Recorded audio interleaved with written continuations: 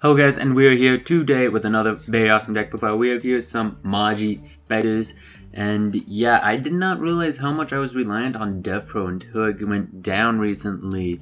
Like, I was planning on doing a Cyframe deck profile, but DevPro went down and Yugioh Pro Salvation sucks, so I had to go to Dawn of a New Era, and they don't update it ever.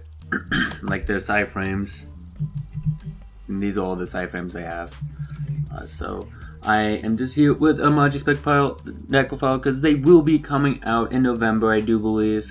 So they are not too far off, and I feel, going to be a really good and very powerful deck because they're just pretty much immune to everything. They're stun and they can become really aggressive.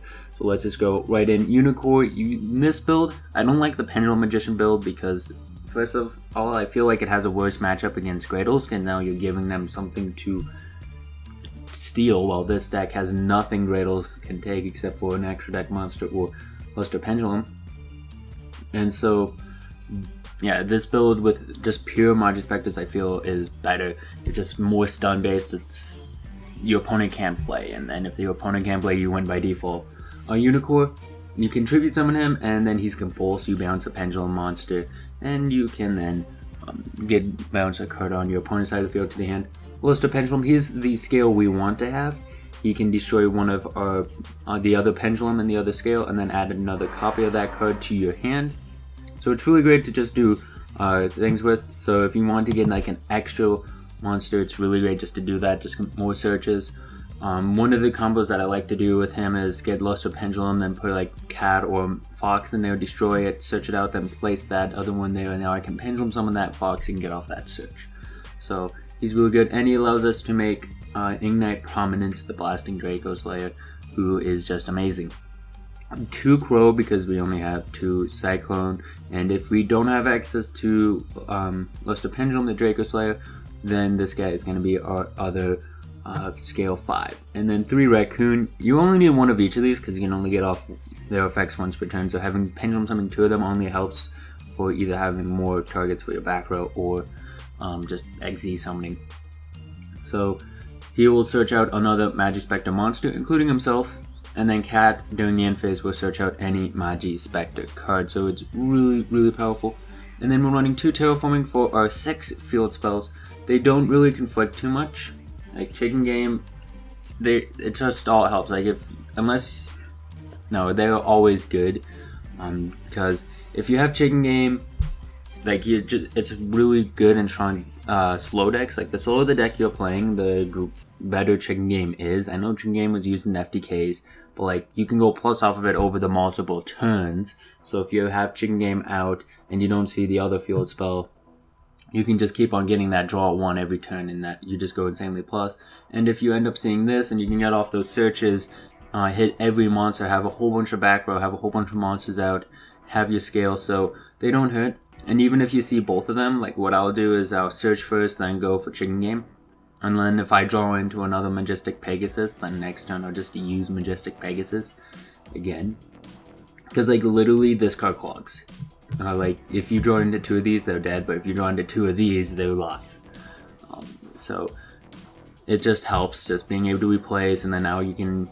So this has no downside whatsoever to running multiple field spells, and then the Terraforming helps us decide which ones we need. For the spell cards, again, we're only running 2 Majespecter Cyclone. It destroys, so it's not the strongest of the Majespecters. I don't really like running the normal spell because this is more of a stun deck. The normal spell can only be activated during your turn, and so I want to play a strong deck. And this is a Denko out, so don't just set, unless you're pretty certain your opponent isn't playing Denko, don't just set this right away. And then we're running all of the generic traps because this is a stun deck, so why not run those with Bottomless, Torrential Ring, Solemn, Vanities, and Compulse. For our Majespecter trap cards, we have 2 Tornado and 3 Tempest. Tornado is really good. Just being able to banish stuff is great as a normal spell. And Tempest is just awesome. It hits the normal summoned monsters when they use their effects, and it can also hit inherent special summons or any monster that uses its effects. And then for extra traps, we're running Great Horn of Heaven and Horn of Heaven. Horn of Heaven is just it's just pretty much like another Majespecter trap card or spell card, because they all require you to tribute a wind spellcaster monster. So Horn of Heaven does that as well, just tribute a monster, and it hits any inherent summon, including a normal summon. So Horn of Heaven's really good. It's a Denko out. It's really great. And then Horn of Heaven is for pendulum decks mostly, because it's just great Horn of Heaven. It's just like, this is the best side you can have against Majespecters, because they will negate and destroy them. They all go to grave. Really, really sad. And because of that being such a good card against this deck, I have 2 wiretaps. These can also be used against skill drains or lose 1 turns that people might run. Wire Trap is just really great, because like, really, you don't have to be afraid of back row. Like Torrential, Bottomless, these guys, they don't really affect you except for warning. So Wire Tap's just great to make sure that you don't have to deal with Grand Horn of Heaven, which people will be siding against this deck like crazy. And that is it for the main deck. It's pretty much mainly them. Like, until you get this guy, you're probably going to be using mainly these monsters. You don't want to go into your extra deck, because they do not run Supercell for 2 reasons. One, Donovan Era doesn't update ever, so they don't have the new continuous trap card that Majespecter's got. And if you don't know what this card does, it's a continuous trap card that says Majespecter effects cannot be negated, so it's great for those who play lose a turn or skill drain, but then also lets you target up to 5 Majespecter spell trap cards. You turn them to Majespecter cards, turn them to the deck, and then draw 1 card. So it's really great if you do decide to exile someone, because now you get a cycle. Like, if you were just Clog, it's just unnecessary. You never get into the point where you run out of all of your back row. And so, like, nah, I don't feel it's really necessary, because games don't last that long. Like, you can get rid of almost anything, and like, those decks just don't really have a good out to this deck. With at least not without sighting. So anyways, onto the extra deck, the new Tiramisu. This guy's awesome. Just destroy a pendulum, and then on the field, and then target 1 pendulum monster on the field or 1 card in the pendulum zone. Okay, so you can destroy your opponent's pendulums or your opponent's pendulum monsters, and then shuffle 1 card on the field into the deck. So this is awesome in the mirror match. And it doesn't target, so you can also use it against the mirror match against Majespecters, because again, they cannot be targeted or destroyed by your opponent's card effects. But this guy does not target, so you can easily get rid of Majespecters with this, and you can allow you to summon out more Luster Pendulums. Then just generics, Dark Rebellion, 101, Castel, Saiton. We're running this guy because you can search for pendulums and do a whole bunch of more stuff with the Draco Slayers, Abyss, Gaga Cowboy, and then for rank 3s, XG, Nightmare Shark, Totem Bird, who can negate a spell trap card, which is awesome, Alucard, and Zenmains to pop stuff. And then of course we have the Lightning Shidori, who's just amazing. Just being able to get rid of 2 cards, reset your opponent's draw phase. Really great that this deck has access to it, and it's probably one of the more powerful XYZs we can make. But again, this deck is not too reliant, because if you make one of these guys, you cannot use your back rows, so that's the thing. And now for the extra deck, Geki, I put this in here. It really doesn't need to be in the deck at all. Just like, no, if they summon a monster or do anything, you can easily get rid of it.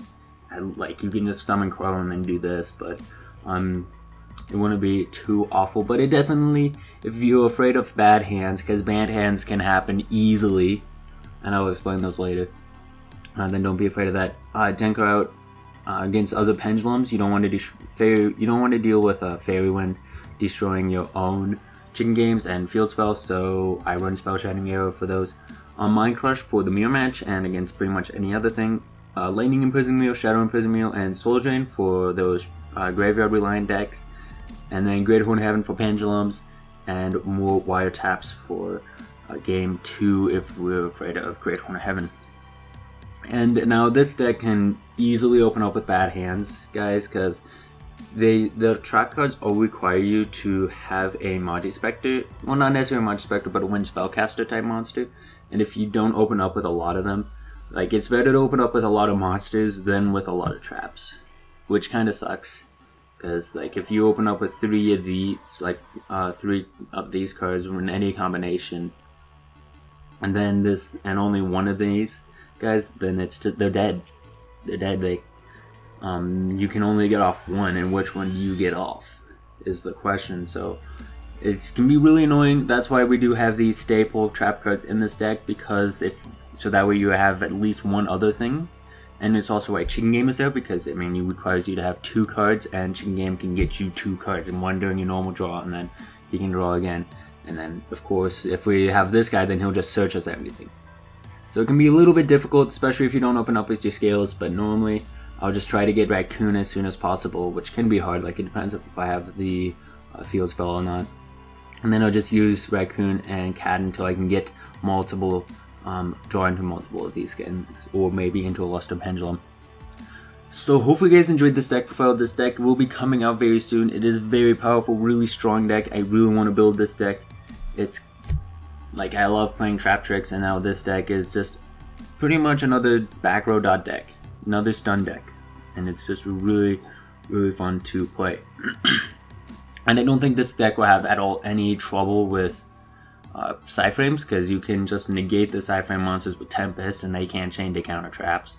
If they summon a monster and then they activate Circuit, they can't use any of their hand traps, so you can just use Tornado or Cyclone. They can't destroy your monsters. They can summon them out and negate their effects, summon their monsters out and negate their effects, but your monsters won't be destroyed.